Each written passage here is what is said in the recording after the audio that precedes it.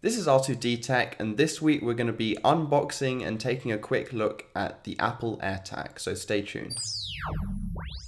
So since Apple released the Apple AirTag, I did find them quite cool, and I thought, why not just test it out myself? So I got one, and let's get straight into the unboxing. So here's the box for the Apple AirTag, and it's quite small as you can see, just a simple picture on the front, and let's get straight into it. So you just peel the back off over here, which is quite nice and easy, and that allows you to open the top like that. In the box, very simple, we've got some documentation. We won't bother with any of that. Some more documentation, again, won't bother with that. And now we've just got the actual packaging with instructions for the Apple AirTag. And there it is, quite a small little fellow. Smaller than I expected actually, which is quite nice because I really want to be able to fit it inside of my wallet. So there's just some plastic on the top which is holding the AirPod down, which peels right off to reveal the really nice shiny back of the AirTag.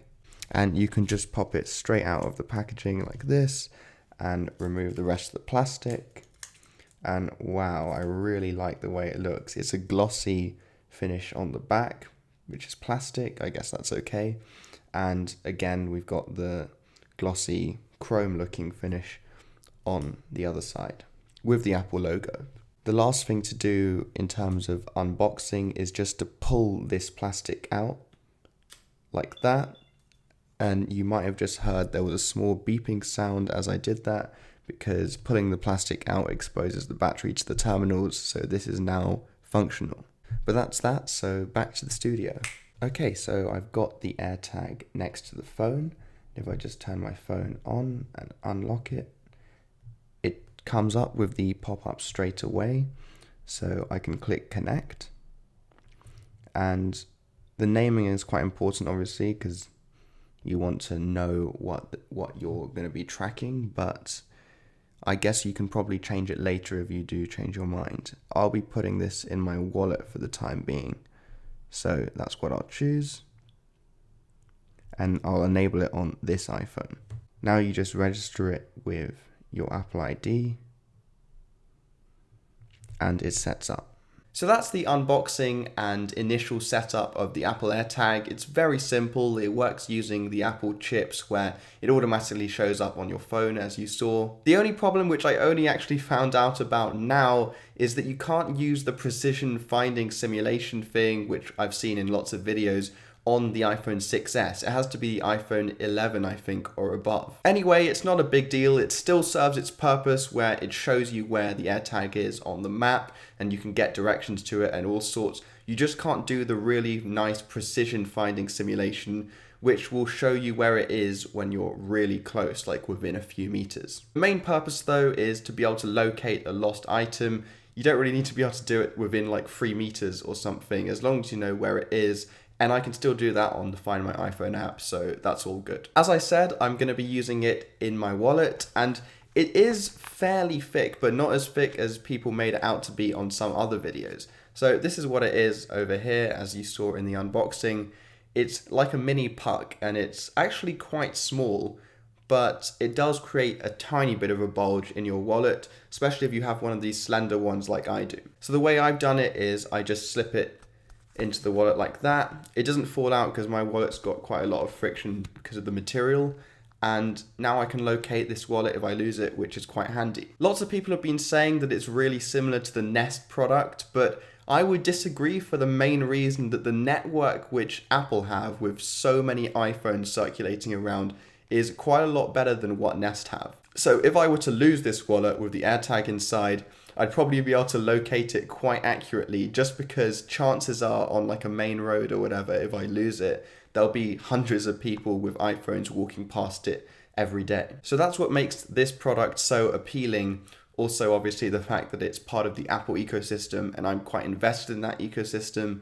And also just the really nice minimalist design, which I always love from Apple. Another thing to mention quickly is that this isn't like some of the Nest ones where once it runs out of battery, you have to throw it away and get another one. This actually does have a fairly standard type of battery in here. I can't remember the exact type, but you can get it in most shops. So as long as you replace it with a good quality one when the battery finishes, each battery should last you about a year in these things, which is more than enough. I think I'll do a quick demo of the pinging sound. So you can actually ping this. It has some speakers inside, which are surprisingly loud considering the really small size of this thing. And that's obviously useful, especially since I don't have the precision finding thing on this phone. I can just get it to play a sound when I'm near it and I'll be able to locate wherever it is. So in the Find My app under the Items tab, there is an option to either get directions to it, which I won't do now, or to ping it. And if I just play the sound which you get, it sounds like this.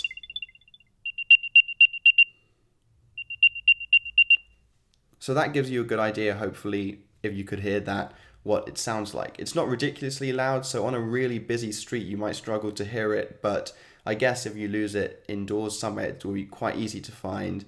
And anyway, you won't be using that feature until you're really close, so it should be enough to locate it. Of course, though, if you do have an iPhone 11 or above, then you will be able to use that nicer precision finding thing, which also has haptic feedback and everything, so you can find it a lot easier. The other good thing with these is that on the Find My app, you can also identify found AirTags. So if I came across a backpack or something which had an AirTag on it, then I could then go into the Find My app and identify found item and help the person get it back. It does also have NFC, so somebody with an Android device could tap their phone onto it and get some details as well. There is one question which came up, which is, what if somebody is using this maliciously to track somebody else? So they put it in somebody else's backpack and they're just tracking that person. And Apple have actually thought about this. So if somebody does put one of these in your backpack or something and is following you around and you have an iPhone, you will actually get a notification on your phone saying that this is happening. And that can be quite useful, so you can tell if you're being followed by someone maliciously. Of course, that's quite unlikely, and it's not something that will happen every day, or maybe not even at all.